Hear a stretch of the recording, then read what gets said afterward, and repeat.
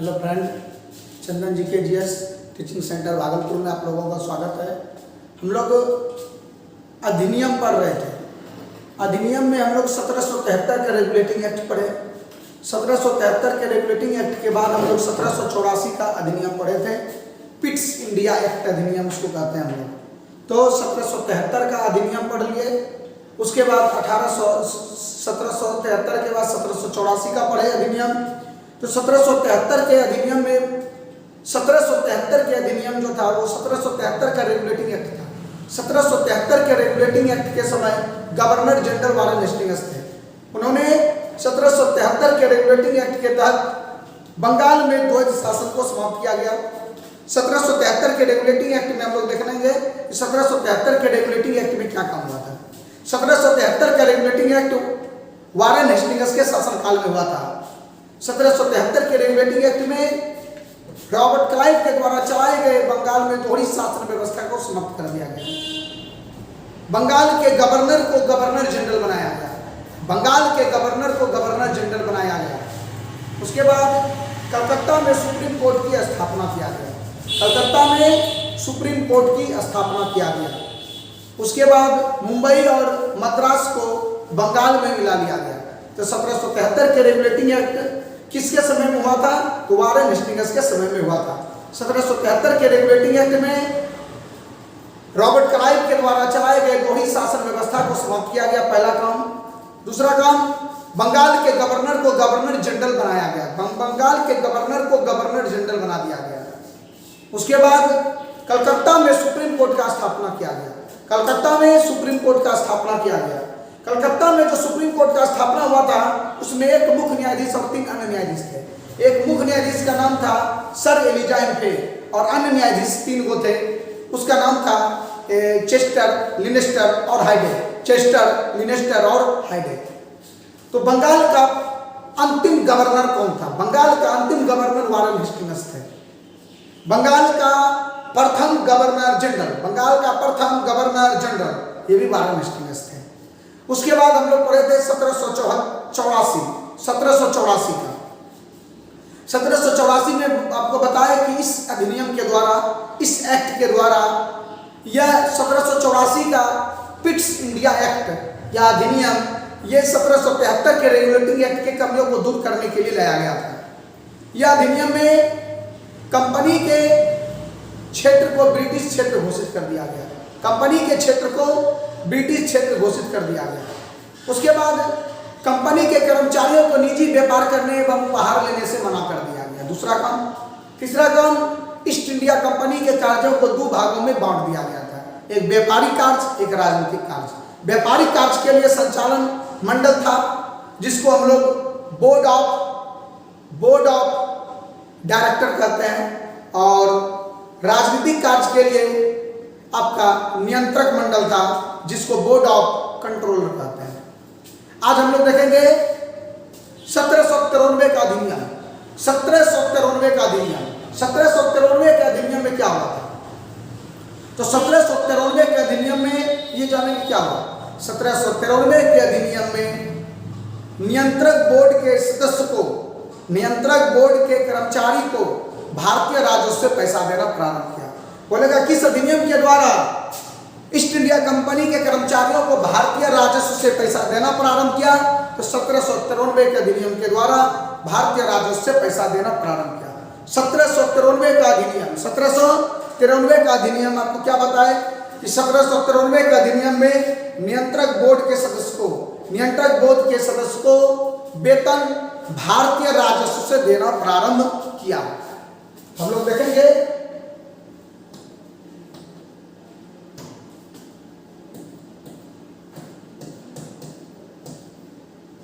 1793 का अधिनियम।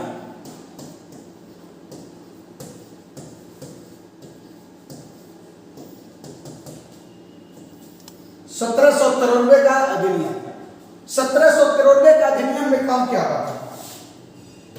1793 का अधिनियम में जो काम हुआ था, 1793 का अधिनियम में नियंत्रक बोर्ड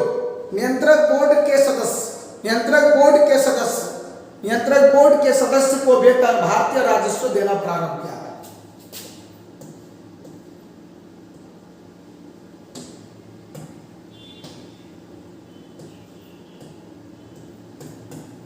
नियंत्रक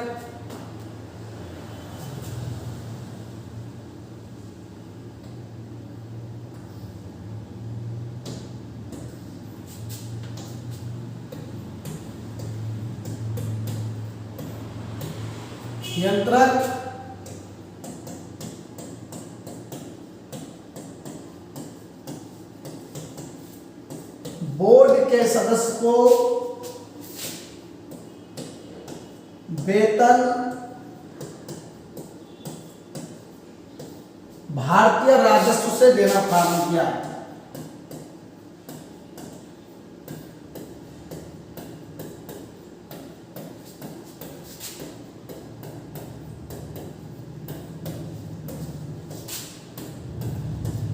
ठीक है, 1793 का अधिनियम में क्या काम हुआ? 1793 के अधिनियम में नियंत्रक बोर्ड के सदस्य को वेतन भारतीय राजस्व देना प्रारंभ किया, या उसको ये भी कहते हैं ईस्ट इंडिया कंपनी के कर्मचारियों को वेतन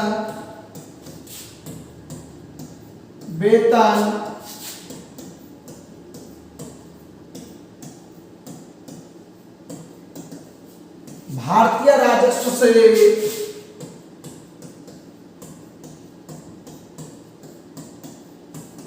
देना प्रारंभ किया। ठीक है, 1793 का अधिनियम, 1793 के अधिनियम में इतना ध्यान में रखना है कि नियंत्रक बोर्ड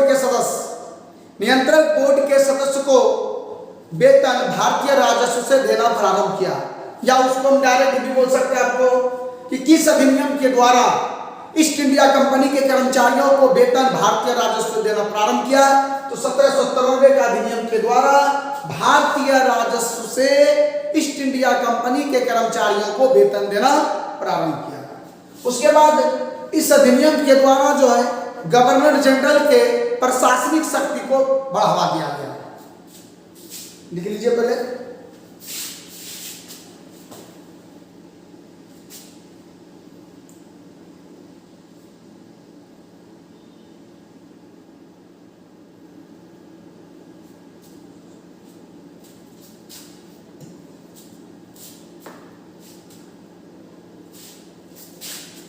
गवर्नर जनरल को प्रशासन के लिए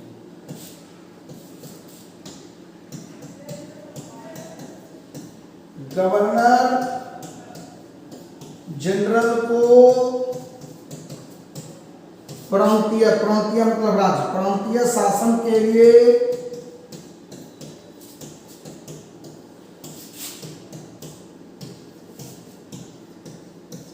शक्ति में वृद्धि किया गया।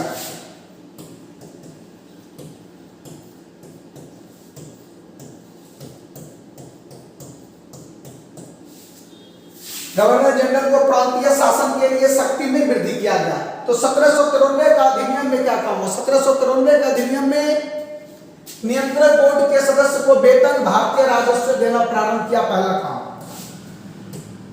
नियंत्रक बोर्ड के सदस्य को वेतन भारतीय राजस्व देना प्रारंभ किया। ईस्ट इंडिया कंपनी के कर्मचारियों को वेतन भारतीय राजस्व से देना प्रारंभ किया। ईस्ट इंडिया कंपनी के कर्मचारियों को वेतन भारतीय राजस्व से देना प्रारंभ किया। या हम ये भी बोल सकते हैं कि गवर्नर जनरल को प्रांतीय शासन के लिए उनकी शक्ति में वृद्धि किया गया। गवर्नर जनरल को प्रांतीय शासन के लिए उनकी शक्ति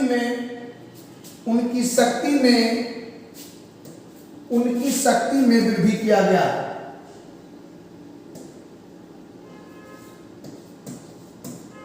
उनकी शक्ति में वृद्धि किया गया।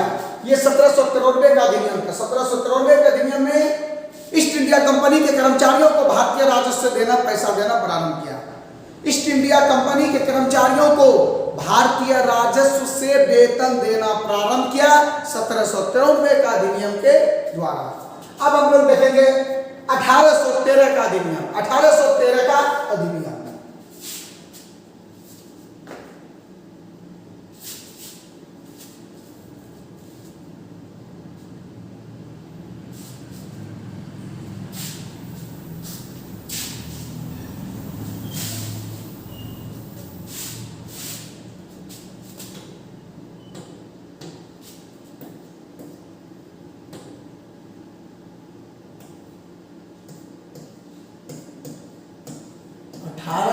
1813 का अधिनियम। इस अधिनियम में क्या किया गया? 1813 के अधिनियम में भारतीयों को शिक्षा के लिए, शिक्षित होने के लिए 1 लाख रुपया प्रतिवर्ष देना प्रारंभ किया। इस अधिनियम के द्वारा ईसाई धर्म को प्रचार प्रसार करने के लिए, इस अधिनियम के द्वारा ईसाई धर्म का प्रचार प्रसार करने के लिए कुछ छूट दिया गया। इस अधिनियम के द्वारा कंपनी के एकाधिकार को कम कर दिया गया, सीमित कर दिया गया और भारत में चाय का व्यापार और चीन पर व्यापार करने का अनुमति दे दिया गया और उसे छीना नहीं गया। तो किसे छीन लिया गया? तो ईस्ट इंडिया कंपनी के एकाधिकार को सीमित कर दिया गया। इस अधिनियम के द्वारा ईस्ट इंडिया कंपनी के एकाधिकार को सीमित कर दिया गया।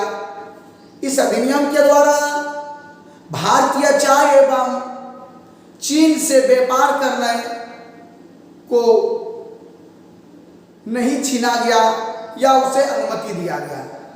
इस अधिनियम के द्वारा ईसाई धर्म को प्रचार करने के लिए छूट दे दिया गया। इस अधिनियम के द्वारा भारतीयों के शिक्षा में साहित्य, कला, ज्ञान, साहित्य, कला, साहित्य हो गया, कला हो गया, खेल कूद, विज्ञान, ये सब में बढ़ोतरी करने के लिए, शिक्षित होने के लिए 1 लाख रुपया प्रति वर्ष देना प्रारंभ किया। इस अधिनियम में क्या काम हुआ? इस अधिनियम में कंपनी के एकाधिकार को सीमित कर दिया गया। इस अधिनियम में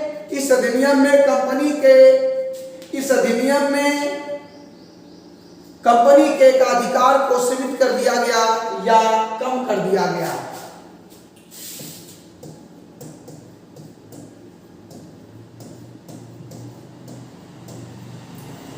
इस अधिनियम में पहली बार ईस्ट इंडिया कंपनी के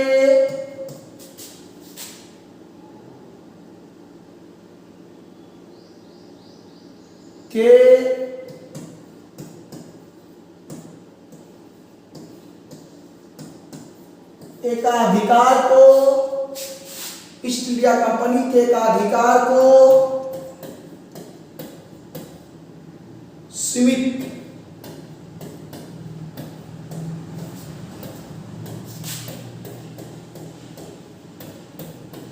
कर दिया गया। इस अधिनियम के द्वारा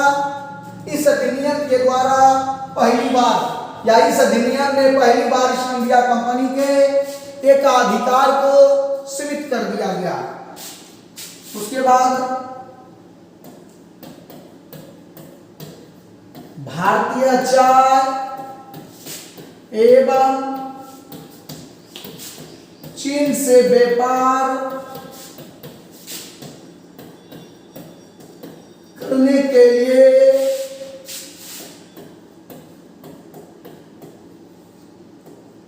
छूट दे दिया गया।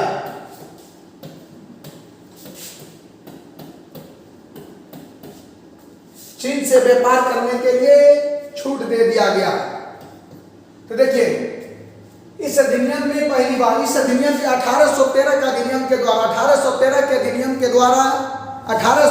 के अधिनियम के द्वारा पहली बार ईस्ट इंडिया कंपनी के एक अधिकार को सीमित कर दिया गया। उसके अधिकार को क्या कर दिया गया? सीमित कर दिया गया।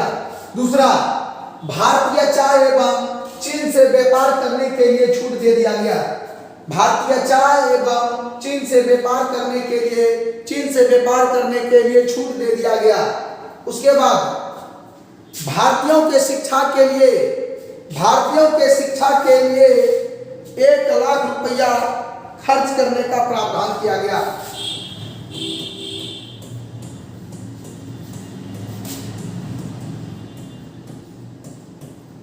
भारतीयों के शिक्षा के लिए 1 लाख रुपया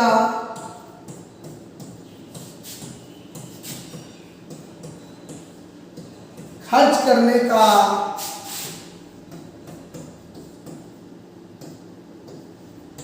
प्रावधान दिया गया। ठीक है, 1813 का अधिनियम में क्या किया गया?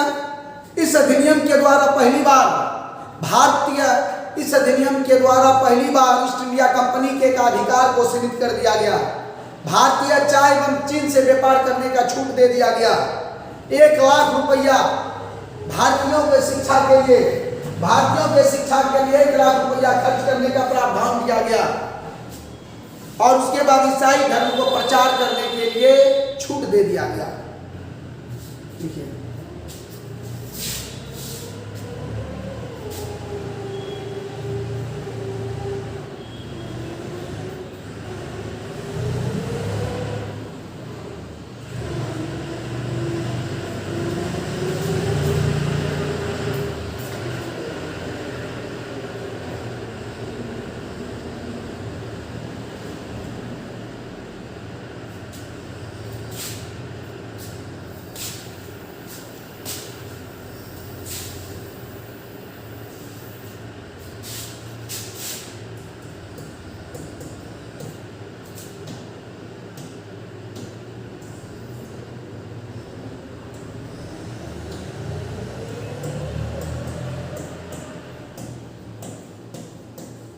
इस अधिनियम के द्वारा भारत में ईसाइयों को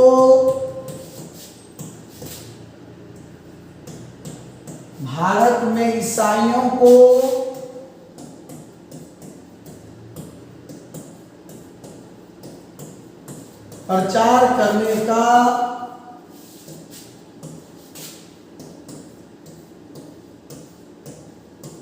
अधिकार दिया गया। इस अधिनियम के द्वारा भारत में ईसाइयों को प्रचार करने का अधिकार दिया गया।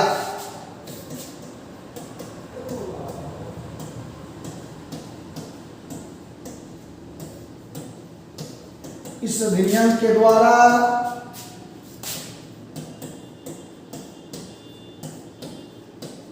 भारतीय के शिक्षा, साहित्य,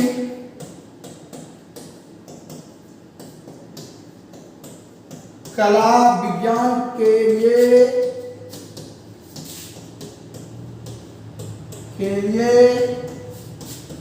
एवं उसके उत्थान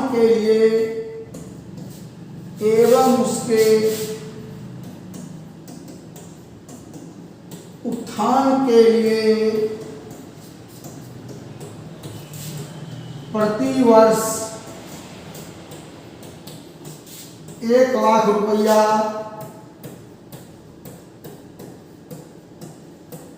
खर्च करने का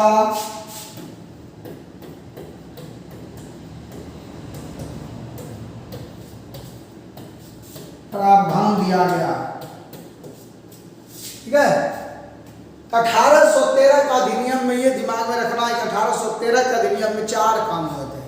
ईसाई धर्म को भारत में प्रचार करने के लिए छूट दिया गया। ईसाई धर्म को भारत में प्रचार करने के लिए छूट दिया गया। पहला काम, भारतीयों को शिक्षा के लिए, कला, संस्कृति, विज्ञान के उत्थान के लिए भारतीयों को शिक्षा के लिए 1 लाख रुपया प्रति वर्ष देना प्रारंभ किया।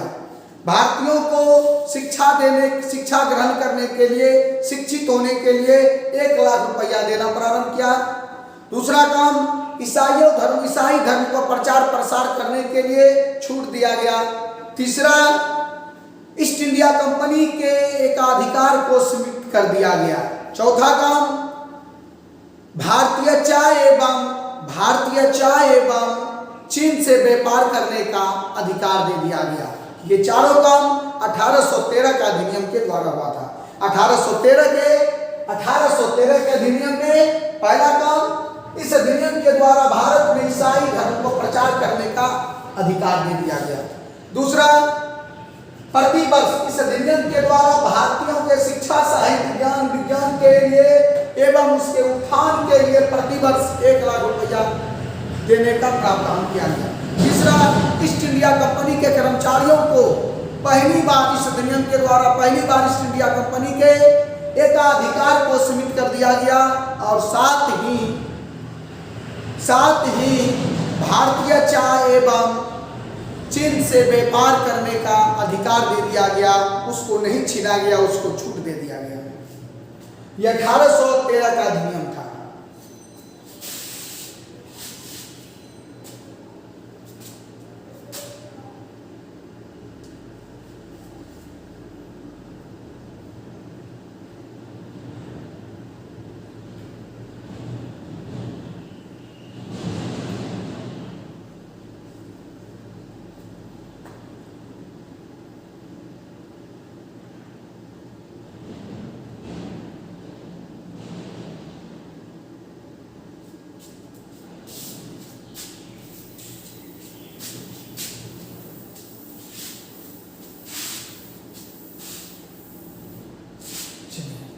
अब देखेंगे हम लोग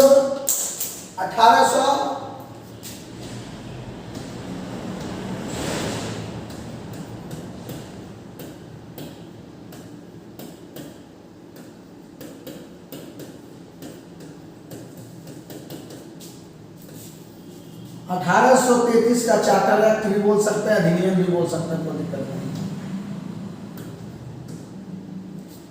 1833 का चार्टर एक्ट, 1833 का अधिनियम में क्या हुआ था ये देखिए। 1833 के अधिनियम में, यह अधिनियम लॉर्ड विलियम बेटिक के शासनकाल में लाया गया था। यह अधिनियम लॉर्ड विलियम बेटिक के शासनकाल में लाया गया था। पहला चीज, यह अधिनियम में मुख्य रूप से क्या काम हुआ, बंगाल के गवर्नर जनरल को पूरे भारत का गवर्नर जनरल बना दिया गया। इस अधिनियम का मुख्य काम यही था। 1833 का अधिनियम, 1833 का चार्टर एक्ट में 1833 के अधिनियम के समय governor general Lord William Bentinck थे। इन्होंने बंगाल के गवर्नर जनरल को पूरे भारत का गवर्नर जनरल बना दिया गया। दूसरा काम, ईस्ट इंडिया कंपनी के लिए ईस्ट इंडिया कंपनी के व्यापारिक एकाधिकार को समाप्त कर दिया गया। उस समय उसको सीमित किया था, उसके अधिकार को इन्होंने क्या कर दिया, उसको समाप्त कर दिया। तो ईस्ट इंडिया कंपनी के कर्मचारियों को ईस्ट इंडिया कंपनी के व्यापारिक अधिकार को समाप्त कर दिया गया। पहला काम, बंगाल के गवर्नर जनरल को पूरे भारत का गवर्नर जनरल बना दिया गया। दूसरा, इसके तहत लॉर्ड विलियम बेटिक भारत का प्रथम गवर्नर जनरल बना। भारत का प्रथम गवर्नर जनरल और बंगाल का अंतिम गवर्नर जनरल। बंगाल का अंतिम गवर्नर जनरल कौन था, लॉर्ड विलियम बेटिक।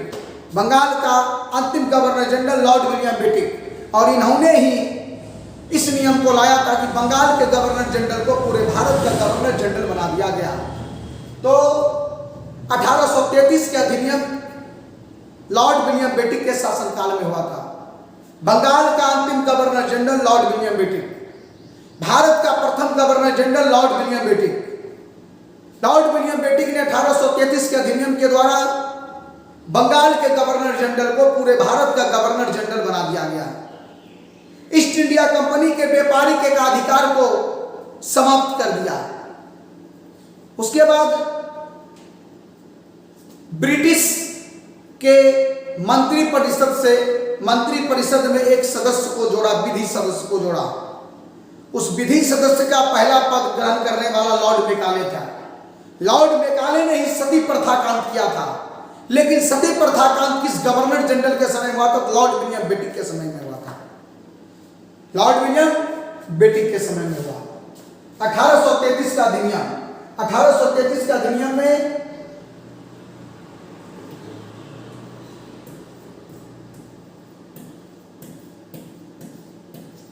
यह अधिनियम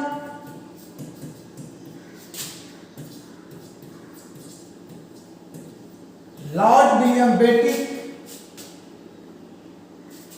यह अधिनियम लॉर्ड विलियम बेंटिक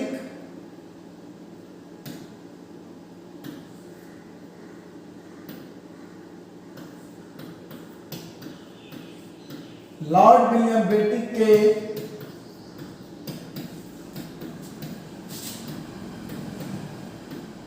शासनकाल में हुआ।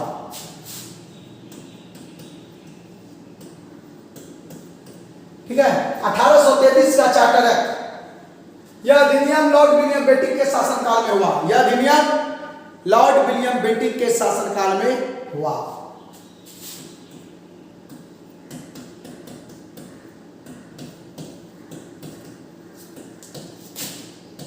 बंगाल का अंतिम governor general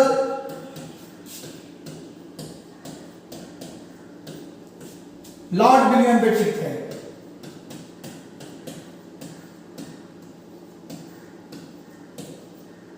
Lord William Bentinck, Lord William Bentinck थे भारत का प्रथम गवर्नर जनरल।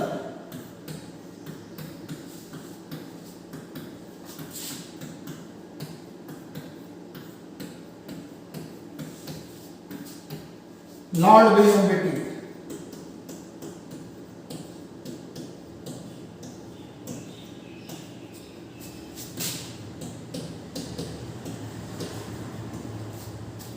ठीक है, 1833 का चार्टर एक्ट के अधिनियम के समय गवर्नर जनरल कौन था? लॉर्ड विलियम बेंटिक था। बंगाल का अंतिम governor general Lord William Bentinck. Bharat का प्रथम governor general Lord William Bentinck.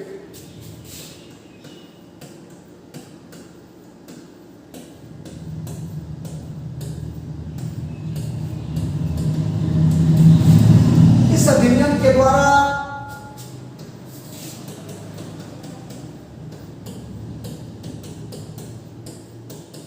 Bengal के गवर्नर जनरल को पूरे भारत का गवर्नर जनरल बना दिया गया। पूरे भारत का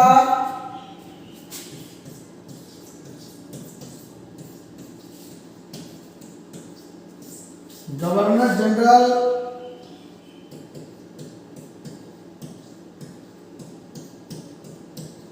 बना दिया गया। यह अधिनियम 1833 का अधिनियम, यह अधिनियम लॉर्ड विलियम बेंटिक के शासनकाल में हुआ था। बंगाल का अंतिम governor general Lord William Bentinck. Bengal का अंतिम governor general Lord William Bentinck. Bharat का प्रथम governor general Lord William Bentinck. इस अधिनियम के द्वारा बंगाल के गवर्नर जनरल को पूरे भारत का गवर्नर जनरल बना दिया गया।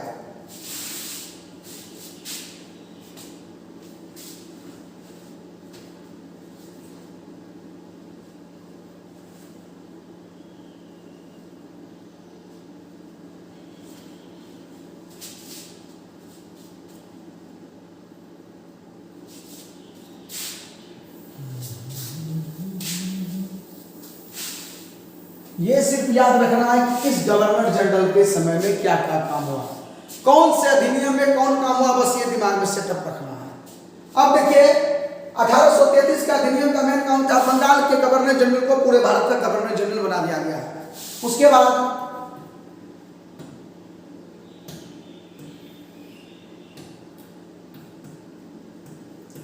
ईस्ट इंडिया कंपनी के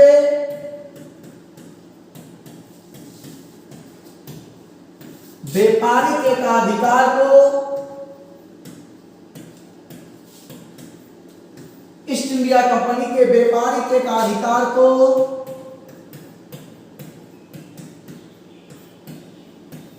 समाप्त कर दिया।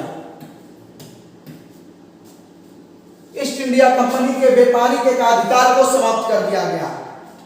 ईस्ट इंडिया कंपनी के व्यापारिक अधिकार को 1813 का अधिनियम में कुछ छूट दिया गया था, सीमित किया गया था, कुछ कमी किया गया, लेकिन इसमें क्या किया, पूरे समाप्त कर दिया गया।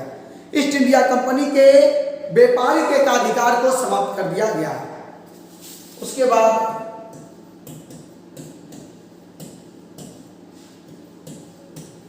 इस अधिनियम के द्वारा गवर्नर जनरल के मंत्री परिषद में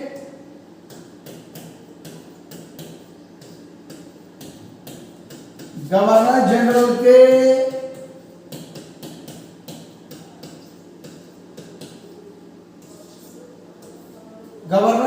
के मंत्री परिषद में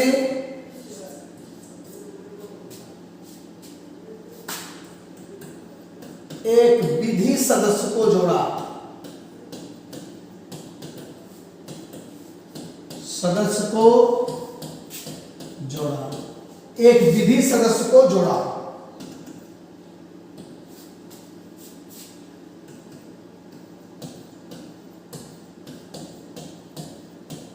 विधि सदस्य के रूप में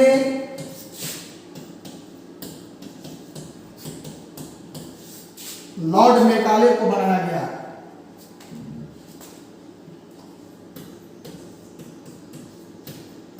लॉर्ड मेकाले को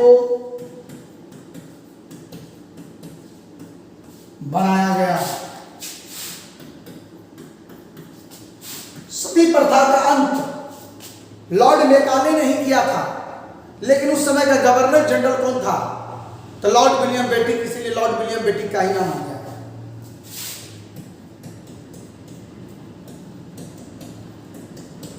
लॉर्ड मेकाले ने सती प्रथा का अंत किया।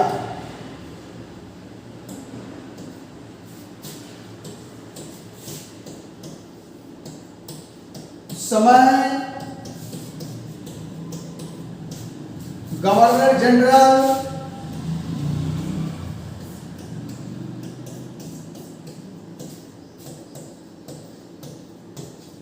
लॉर्ड विलियम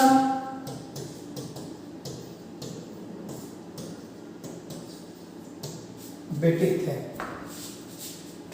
तो ये देखेंगे हम लोग 1833 का अधिनियम में क्या काम हुआ। 1833 का अधिनियम लॉर्ड विलियम बेटिक के शासनकाल में हुआ था। 1833 का अधिनियम किसके समय हुआ? लॉर्ड विलियम बेटिक के शासनकाल में हुआ था। 1833 का अधिनियम लॉर्ड विलियम बेटिक के शासनकाल में हुआ था। बंगाल का अंतिम governor general Lord William Bentinck, Bengal का अंतिम governor general Lord William Bentinck, Bharat का प्रथम governor general Lord William Bentinck थे। 1833 के अधिनियम के तहत लॉर्ड विलियम बेटिक ने बंगाल के गवर्नर जनरल को पूरे भारत का गवर्नर जनरल बना दिया गया। पहला काम। दूसरा काम, ईस्ट इंडिया कंपनी के व्यापारिक अधिकार को समाप्त कर दिया गया। तीसरा काम, गवर्नर जनरल के मंत्री परिषद में एक नए सदस्य का नियुक्ति किया गया। एक नया सदस्य को लाया, एक नया पद को लाया, विधि सदस्य के रूप में। विधि सदस्य के रूप में लॉर्ड मेकाले को बनाया गया। विधि सदस्य के रूप के पद पर किसको बैठाया? लॉर्ड मेकाले को बैठाया। सती प्रथा का अंत लॉर्ड मेकाले ने किया था, लेकिन ये किस गवर्नर जनरल के समय में हुआ था? तो ये लॉर्ड विलियम बेटिक के शासनकाल में हुआ। तो लॉर्ड विलियम बेटिक के शासनकाल में हुआ, इसलिए डायरेक्ट कहा जाता है कि सती प्रथा का अंत किसने किया? तो लॉर्ड विलियम बेटिक ने 1829 ईस्वी में किया था। लेकिन सती प्रथा का अंत जो है, ये सती प्रथा का अंत लॉर्ड मेकाले ने ही किया था। सती प्रथा का अंत लॉर्ड मेकाले ने किया था, लेकिन किस गवर्नर जनरल के समय में किया? तो लॉर्ड विलियम बेटिक के शासनकाल में किया था। ये हमारा 1833 का अधिनियम था। अब हम लोग पढ़ेंगे 1853 का अधिनियम। 1853 के अधिनियम में क्या काम हुआ? 1853 के अधिनियम में पहली बार प्रतियोगिता परीक्षा लेना प्रारंभ किया था। ईस्ट इंडिया कंपनी के कर्मचारियों को नियुक्त करने के लिए पहली बार प्रतियोगिता परीक्षा प्रारंभ किया गया था।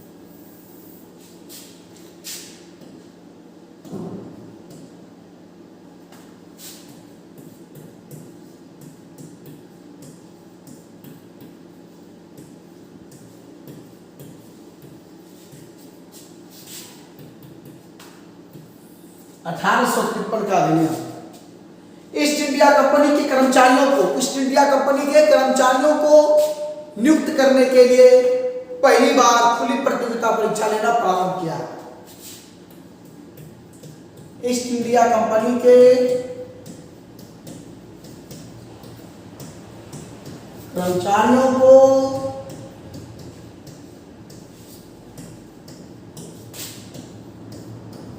नियुक्त करने के लिए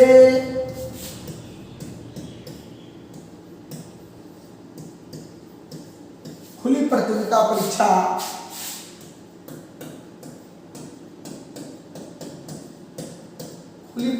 परीक्षा लेना प्रारंभ किया।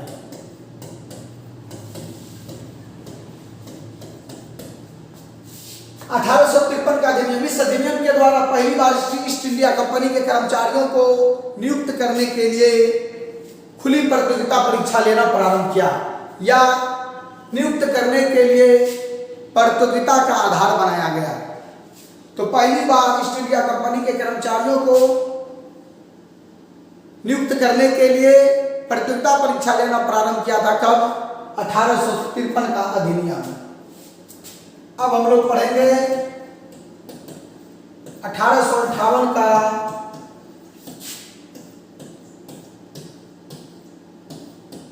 अधिनियम।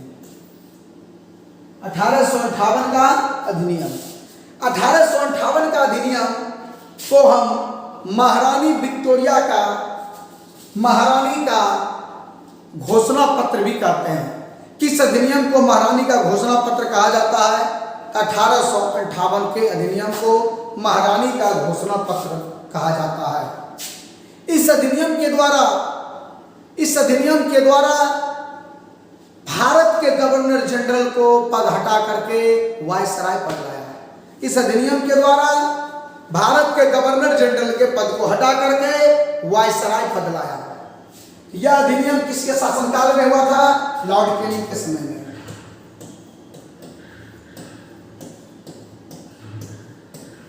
यह अधिनियम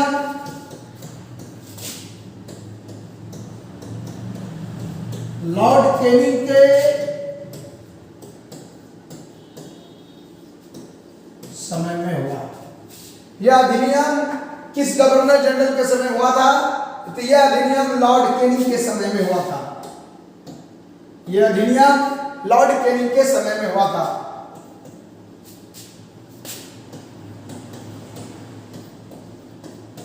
भारत का देखिए क्या वायसराय बदला है। तो पहला वायसराय लॉर्ड कैनिंग, तो अंतिम गवर्नर जनरल भी लॉर्ड कैनिंग। तो भारत का अंतिम गवर्नर जनरल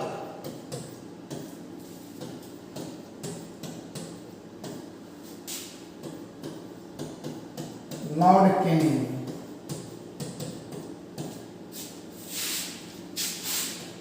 भारत का प्रथम वायसराय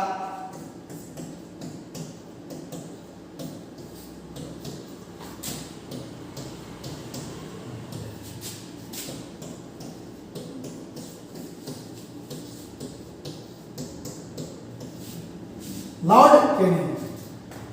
1858 का अधिनियम, 1858 के अधिनियम को महारानी का घोषणा पत्र कहा जाता है। लिखिए,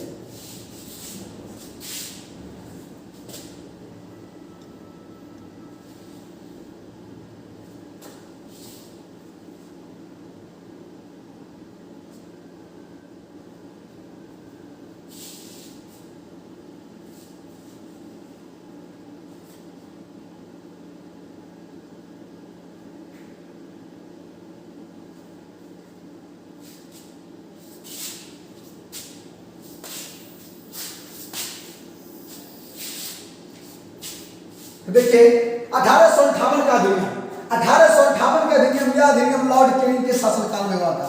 यह अधिनियम लॉर्ड कैनिंग के शासनकाल में हुआ था। भारत का अंतिम गवर्नर जनरल लॉर्ड कैनिंग थे। भारत का अंतिम गवर्नर जनरल लॉर्ड कैनिंग थे। भारत का प्रथम वायसराय लॉर्ड कैनिंग। भारत का प्रथम वायसराय लॉर्ड कैनिंग थे। इसी में देखते हम लोग लिखते हैं इसके बाद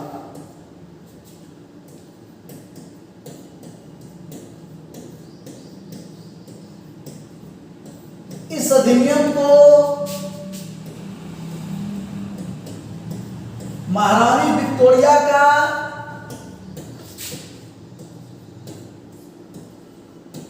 घोषणा पत्र कहा जाता है।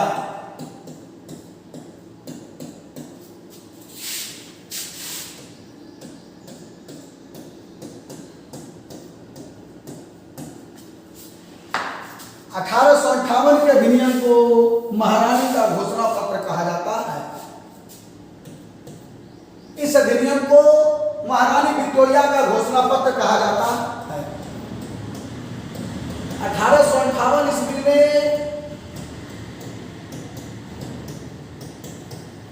इलाहाबाद में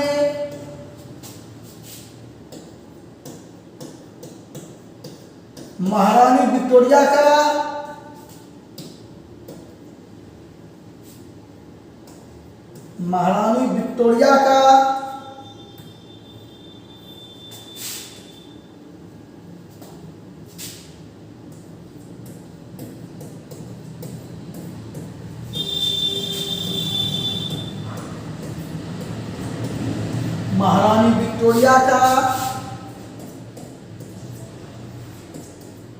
लॉर्ड केनिंग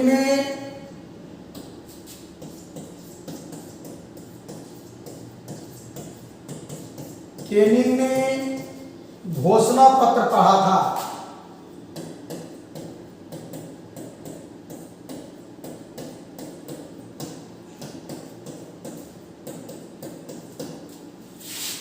इस अधिनियम के द्वारा महारानी विक्टोरिया इस अधिनियम के द्वारा 1858 ईस्वी का इलाहाबाद में 1858 ईस्वी को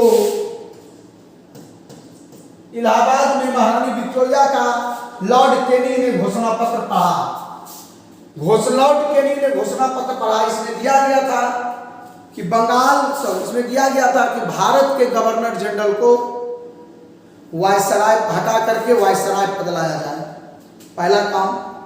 दूसरा काम दिया गया था कि इसी में एक और राज सचिव पद जोड़ा जाए, तो राज सचिव पद जोड़ के लॉर्ड मेकाले को बनाया था। लॉर्ड ये क्या कहते हैं राज सचिव पद के लिए, जैसे कि लॉर्ड मार्ले मिंटो सुधारक उसमें एक मतलब राज सचिव पद के रूप में काम करता है, जैसे उसमें विधि अधिकारी का पद था उसी तरह से।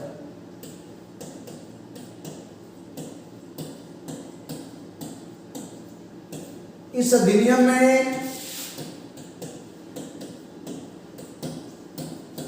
भारत के गवर्नर जनरल को इस अधिनियम में भारत के गवर्नर जनरल को हटाकर वायसराय पद लाया गया।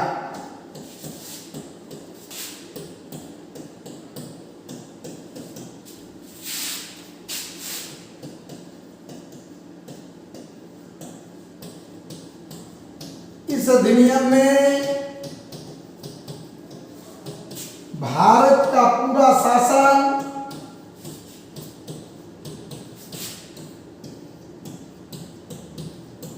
महारानी के हाथों में चला गया।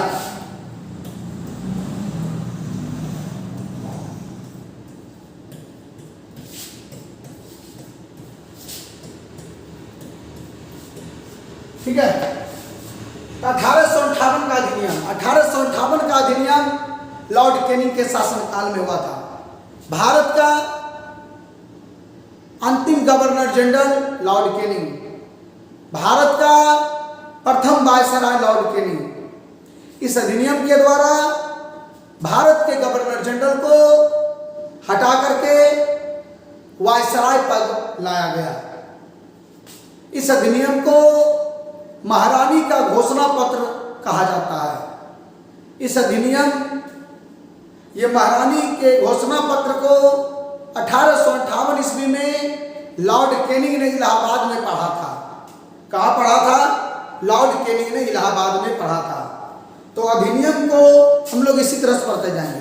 किस अधिनियम में कौन कौन से काम हुए, जितना भी अधिनियम है चला, हर अधिनियम को याद रखेंगे कि ये 1813 का अधिनियम में ये काम हुआ, 1833 के अधिनियम में ये काम हुआ, 1853 के अधिनियम में पहली बार खुला प्रतियोगिता परीक्षा लेना प्रारंभ किया था।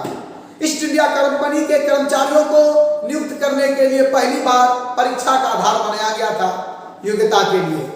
तो ये कौन कौन से अधिनियम में कौन कौन से कार्य किए ये देखेंगे। 1773 के रेगुलेटिंग एक्ट के तहत बंगाल के गवर्नर को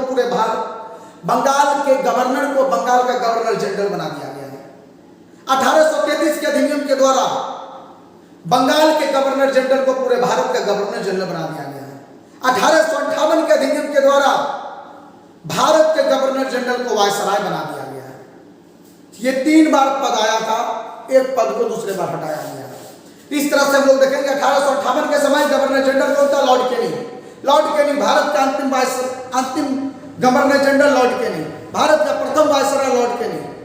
1858 के अधिनियम के द्वारा भारत के गवर्नर जनरल